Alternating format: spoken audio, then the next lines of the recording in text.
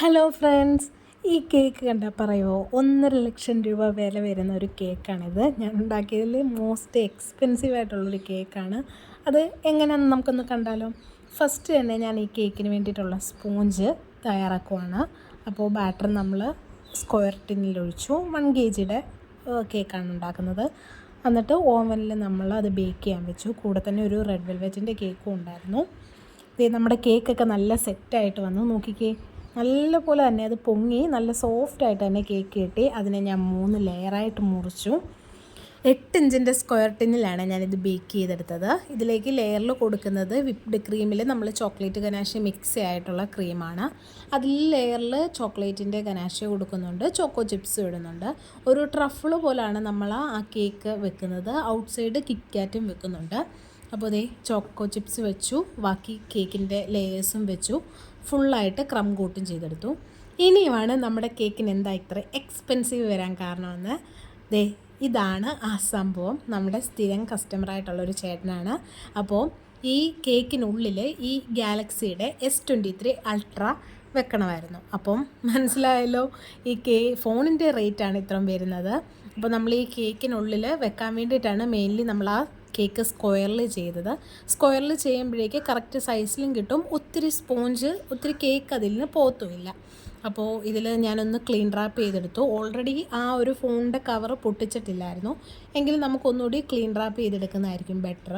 എന്നിട്ട് ഞാൻ ഇതുപോലെ വെച്ച് കൊടുത്തിട്ട് നമുക്ക് ആ ഒരു സൈസിൽ കുറച്ച് ഒരു ലെയർ അല്ലെങ്കിൽ ഒരു ലെയറിൻ്റെയും കൂടി ഹാഫും കൂടി നമുക്കിത് കട്ട് ചെയ്ത് മാറ്റണം, എന്നാലേ നമുക്കതിൽ കേക്ക് ഇരിക്കത്തുള്ളൂ.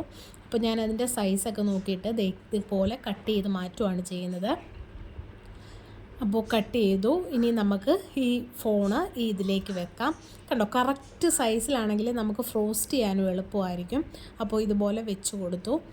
ഇനിയും ഇതിൻ്റെ മുകളിൽ നമുക്ക് ഡയറക്റ്റ് ക്രീം ഇട്ടിട്ട് ഈ കേക്ക് ഫുള്ളായിട്ട് കവർ ചെയ്യാം. അപ്പോൾ എനിക്ക് കുറച്ചുകൂടി സ്പേസ് ഉള്ളത് കാരണം ഞാൻ കുറച്ച് ഒരു ലെയറും കൂടി അതിൻ്റെ മുകളിലേക്ക് വെച്ചു. എന്നിട്ട് ജസ്റ്റ് ഒന്ന് ആ ഒരു മേൽഭാഗം ലെവൽ ചെയ്ത് കൊടുത്തു. എന്നിട്ട് ക്രം കോട്ട് ചെയ്ത് പിന്നീട് ഫൈനൽ കോട്ടാണ് ചെയ്തത്. ഫൈനൽ കോട്ട് നമ്മൾ നേരത്തെ യൂസ് ചെയ്ത അതേ ക്രീം തന്നെയാണ് ചെയ്യുന്നത്. വിപ്ഡ് ക്രീമിൽ ചോക്ലേറ്റ് ഗനാഷെ മിക്സ് ചെയ്തത്. അപ്പോൾ അതേ നന്നായിട്ട് തന്നെ ഫിനിഷ് ചെയ്ത് ഫൈനൽ കോട്ട് ചെയ്തെടുക്കുവാണ്. അപ്പോൾ അതേ ഫുള്ള് ചെയ്തു. ഇതിൻ്റെ മുകളിൽ നമ്മൾ ചോക്ലേറ്റ് ഗനാഷെ ആഡ് ചെയ്യുന്നുണ്ട്.